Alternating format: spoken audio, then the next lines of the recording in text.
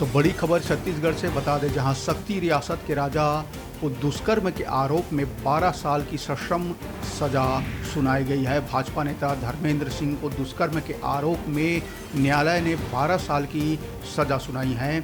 बता दें कि छत्तीसगढ़ के सक्ती रियासत के राजा और भाजपा नेता धर्मेंद्र सिंह ऊपर यौन उत्पीड़न के मामले में कोर्ट ने 12 साल सश्रम कैद की सजा सुनाई है। बता दें, धर्मेंद्र सिंह जिला पंचायत के सदस्य भी हैं। उन पर आरोप था कि उन्होंने राज परिवार के ही एक महिला के साथ जबरन घर में घुसकर दुष्कर्म की वारदात को अंजाम दिया था।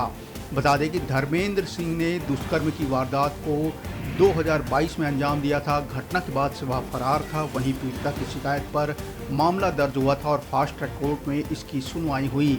मामले में 3 साल सुनवाई चली। सुनवाई के बाद कोर्ट ने दुष्कर्म के आरोप में आरोपी को 376 के तहत 7 साल की सजा और धारा 450 के तहत जबरन घर में घुसपैठ करने के लिए 5 साल की सजा सुनाई है।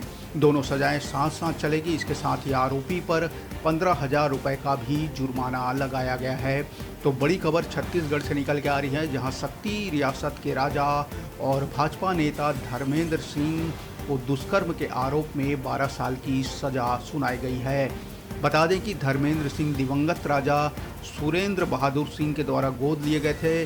बताया जाता है कि धर्मेंद्र सिंह राज परिवार के पूर्व बावर्ची के बेटे थे, जिन्हें राजा सुरेंद्र बहादुर सिंह का उत्तराधिकारी घोषित किया था। धर्मेंद्र सिंह का राज्याभिषेक 19 अक्टूबर 2021 को सक्ती रियासत के 5वें राजा के रूप में हुआ था, लेकिन धर्मेंद्र सिंह को राजा बनाए जाने से राज परिवार में भारी नाराजगी और मतभेद भी उभर कर आए थे।